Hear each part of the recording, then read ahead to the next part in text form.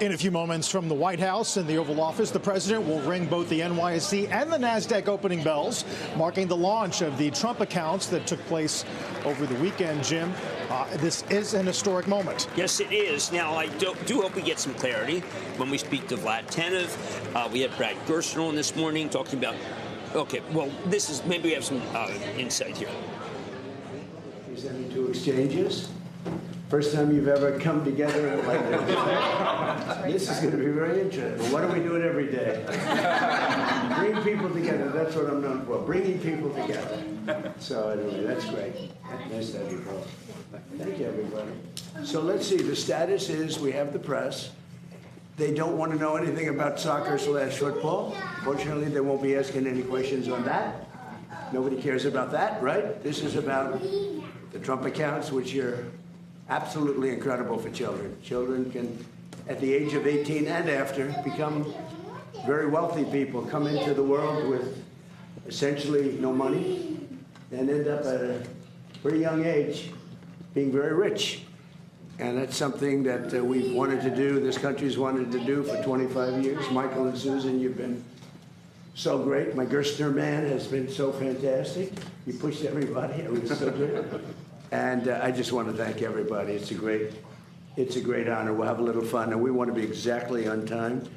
Are we allowed to be 15, 20, 30 seconds late? Look at that clock. Typically, no good, Jeff, right? And I'm going to ring that bell. And does it stay in the White House? Because I'm not giving it back. We're going to put that in the middle of the new ballroom. I'm not going to give that bell back. It looks to me like it's going to stay. It's staying here. Well, we'll watch the clock. Thank you, Mr. President. So great to see you. So great to see you.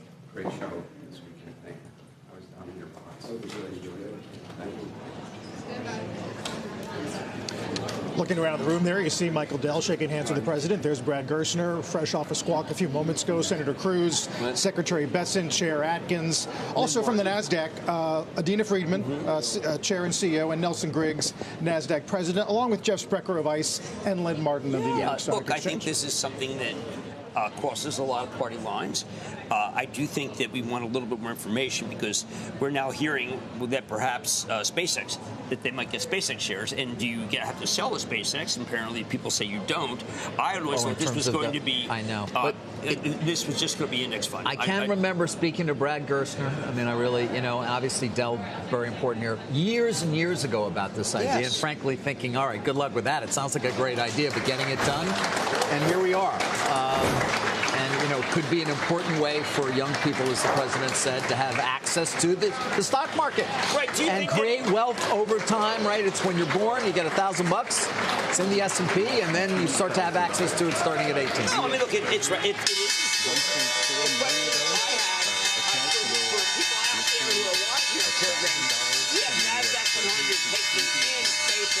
Are we possibly seeing a bubble?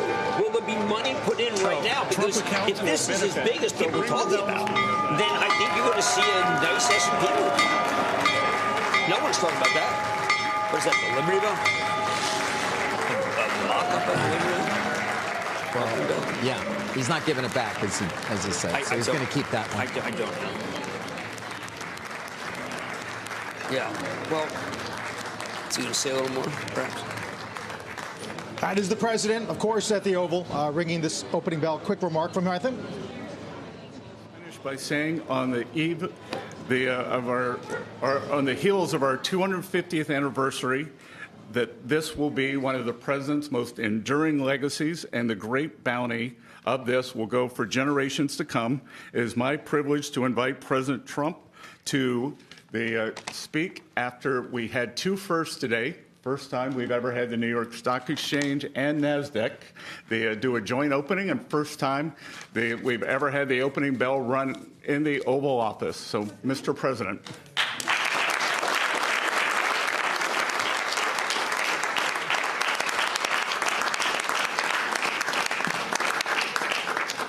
Well, this is very exciting, an amazing achievement. People, we don't know this, Michael, but people have been trying to do this for 30 years, and they were so generous. He put up And she put up, I think she more than him, maybe. Both very much involved, but Michael and Susan put up $6,250 million. And I'm sure if I make a phone call, they'll do it again. The job they've done is incredible in life, so we want to thank you very much. Amazing, really amazing.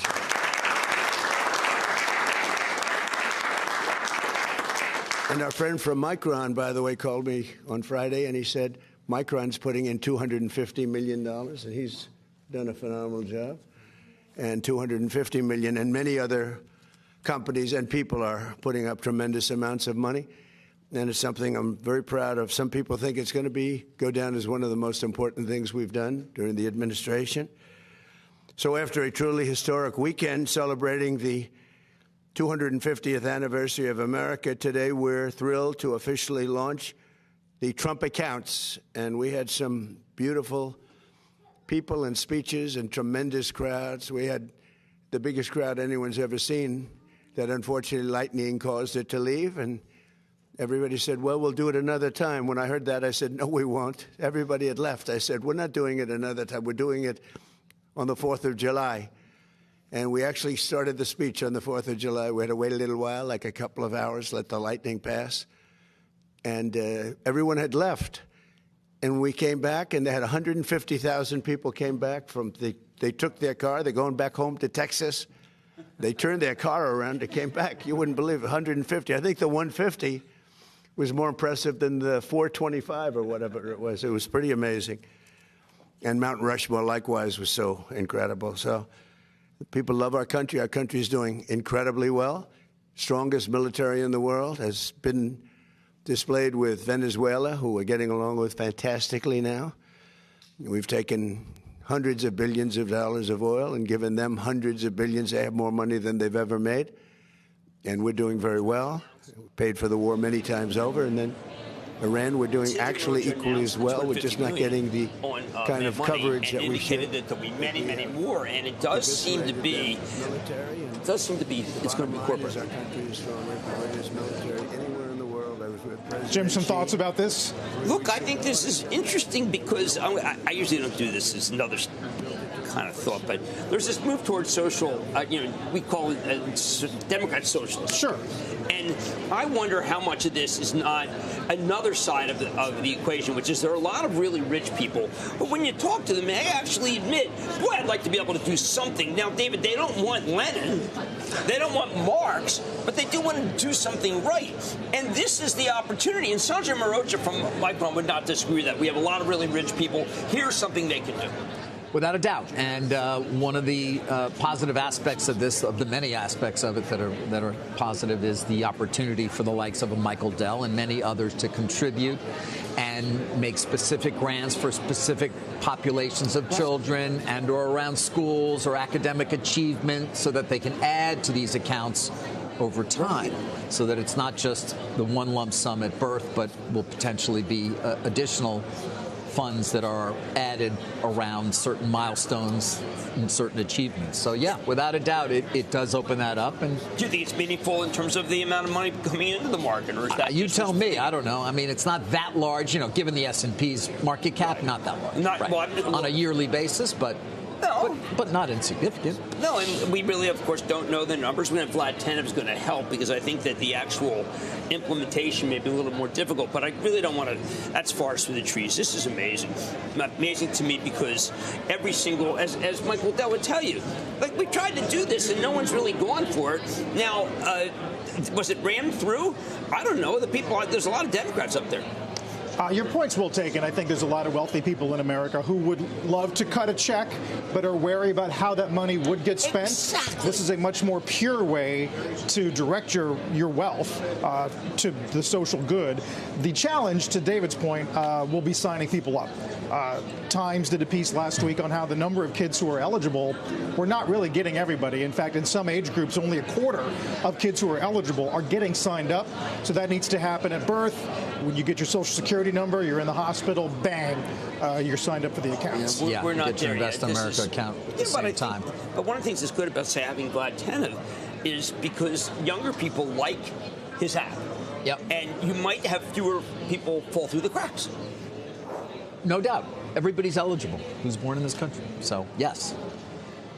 You would hope that. And then they're creating future Mad Money viewers. Well, I certainly hope that. I think that matters tremendously. Yes. But you're going to be here in 18 years, I hope. Well, I sure hope so. Yeah. And I like so the idea. Be there for this class. Look, this would help me if they have individual stocks, because I can't come out every single night and say, you know what, I really like the S&P. Well, they will.